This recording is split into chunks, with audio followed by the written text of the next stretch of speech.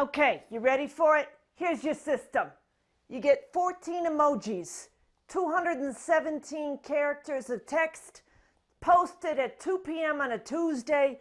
You scale at 4.5%, add in a little e equals mc squared, the square root though. Then you've got some puppies in there, and there you go. You're going to have a winning Facebook ad campaign right there.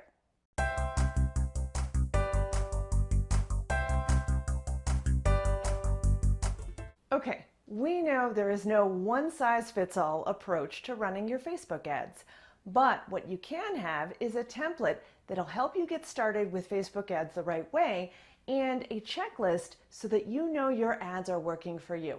So I've put these two things into these handy guides here that you can get an instant access to, and it's your checklist for getting started with Facebook ads, and then what you need to do each day, each week, and each month so that you know your Facebook ads are performing. So get this now, and you'll also get some super handy bonus content when you get my starter kit. So go grab that right now.